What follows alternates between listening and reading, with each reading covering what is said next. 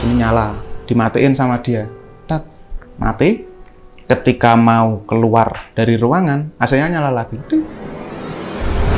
Jadi entah kenapa setiap pagi itu, ketika Mas G mau pulang, itu ada jejak darah di kamar mandi.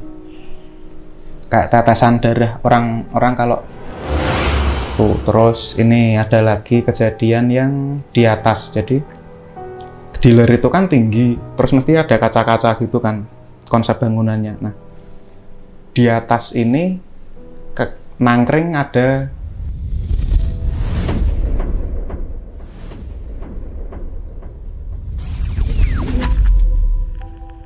Oke, kembali lagi di Lembah Hitam bersama saya Randi.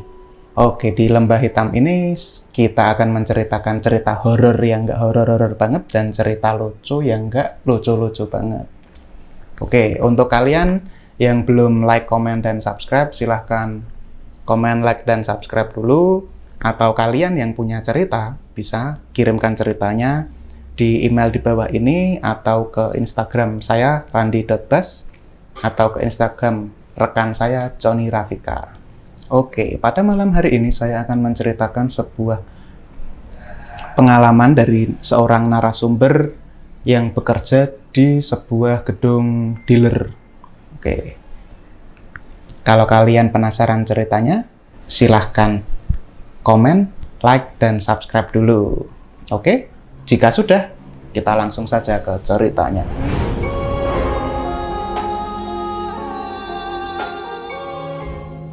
Kali ini saya akan membawakan cerita dari seorang narasumber. Narasumber ini adalah rekan saya bekerja kemarin.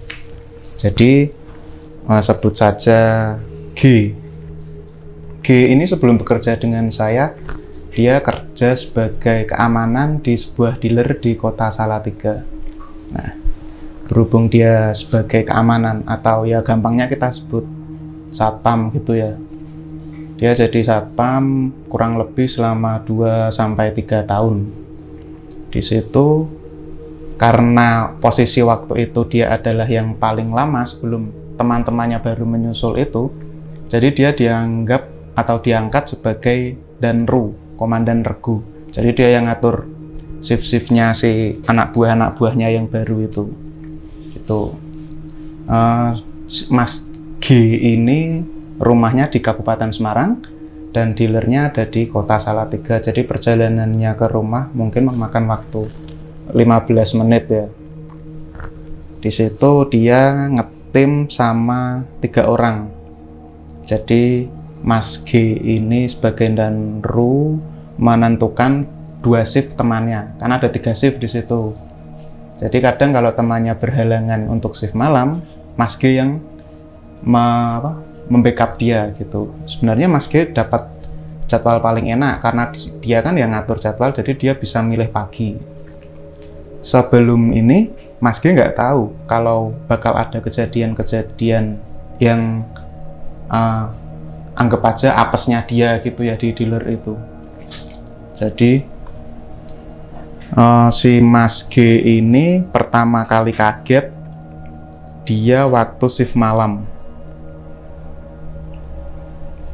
Jadi waktu Mas G shift malam ini dia ngecek dealer toh, dari lantai 1 kamar mandi, ruang servis, playground anak, ke lantai 1 udah dicek semua. Lalu dia naik ke lantai 2. Di lantai 2 itu kalau nggak salah ada 5 ruangan. Jadi setelah naik dari ruangan 1, sampingnya 2, 3, 4, dan 5. Dicek, buka pintu satu-satu, AC udah mati, lampu udah mati, kordennya udah ketutup. Terus dia turun ke bawah, habis ngecek 5 lantai itu. Turun ke bawah, di pos seperti biasa, kayak kalau satpam jaga gitu loh, sambil 2 jam sekali atau 3 jam sekali muter gitulah buat kontrol sekitar. Udah, lalu selesai shift Mas G pulang. Mas G pulang ditelepon sama bosnya. Halo, G, apa semalam AC-nya nggak mau matiin? Gitu. Loh, udah saya kontrol semua Pak. Semua AC udah mati, korden udah nutup. Sampai pagi juga saya nggak ngecek lantai atas lagi karena saya pikir udah aman gitu toh. Tapi dapat komplain gitu dari bosnya. Terus Mas G nggak ambil pusing karena itu kan baru kejadian pertama. Dia nggak mikir aneh-aneh. Apa mungkin waktu dia pulang itu ada mati listrik, terus listriknya nyala lagi dan AC-nya itu otomatis hidup. Dia nggak habis pikir. Maksudnya nggak dia pikirkan. Oke, terus dia jaga malam lagi. Kali ini mastiin, bener-bener mastiin. AC udah mati, orden udah nutup. Dia turun. Sekitar jam 3 atau jam 4 itu dia ngecek naik. Nah, waktu dia ngecek naik ini AC-nya nyala. Padahal sebelumnya dia udah menyaksikan, udah ngecek sendiri kalau AC itu mati. Sini nyala, dimatiin sama dia. Tak, mati. Ketika mau keluar dari ruangan, AC-nya nyala lagi. Diambil lagi remote-nya sama dia, dimatiin lagi. Udah. Dia nutup ruangan, pindah ruangan, AC-nya juga nyala, dimatiin lagi. Waktu dia mau nutup pintu, nyala lagi. Gitu terus sampai 5 ruangan itu. Pada akhirnya Mas G ini sampai ke ruangan kelima, udah dimatiin, nyala, dimatiin lagi, nutup pintu, dia kembali ke ruangan yang pertama di lantai 2 tadi. Dibuka, masih nyala, dia matiin. Entah itu mau nyala lagi atau hidup, yang penting aku udah matiin. Ditutup pintunya, turun ke pos. Kali ini Mas G nunggu temennya datang lagi buat mastiin apakah itu nanti AC-nya bakal nyala lagi dan kacanya ngembun. Ternyata enggak. Jadi udah aman ketika dia matiin terakhir itu. Oke, pulang. Lalu shift berikutnya lagi, Mas G berangkat lagi, dapat kejadian. Kali ini kejadian di kamar mandi. Jadi entah kenapa setiap pagi itu, ketika Mas G mau pulang, itu ada jejak darah di kamar mandi. Kayak tetesan darah orang kalau kena sayatan terus darahnya jatuh cacaran gitu loh bentuk. Mas G mau lapor ke OB. Waktu mau lapor ke OB, OB-nya disuruh ke kamar mandi, itu jejak darahnya udah hilang. Gitu. Dan jejak darah itu ada selama beberapa minggu di situ. Beberapa minggu ada jejak darah. Terus ada lagi yang ini, Mas G malam-malam didatangi orang. Jadi ada orang lewat gitu. Orang lewat depan dealer, terus balik. Mas, tadi ndak ada yang dadah-dadahin aku, ndak temanmu Mas iseng-iseng dadah-dadah sama orang lewat gitu. Loh, sinten nggih Pak? Siapa ya Pak ya? Orang saya ini jaga sendiri dari tadi. Gitu.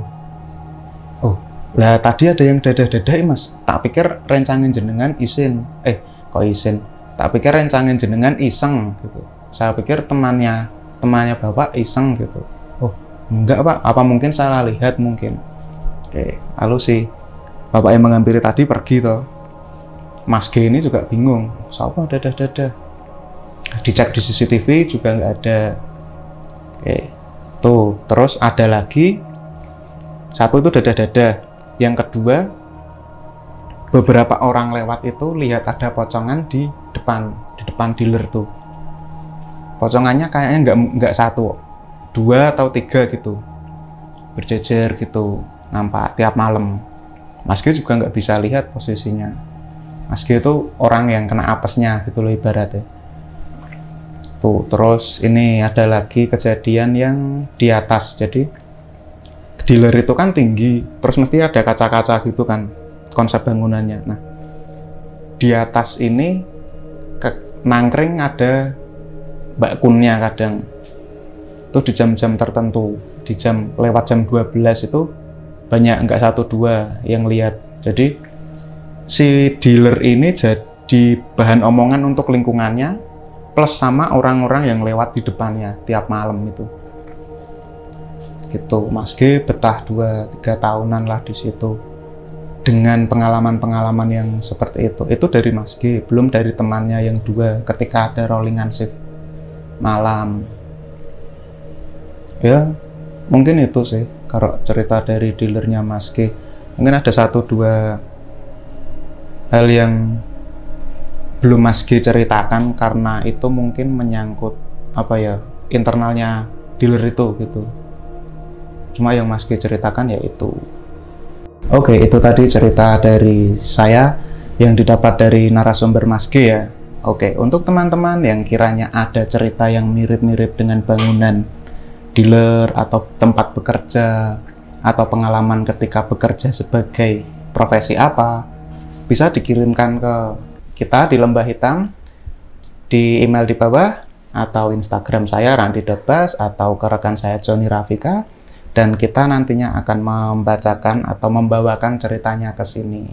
Oke, jadi seperti itu. Sebelum saya akhiri, silahkan komen, like, dan subscribe lagi. Oke,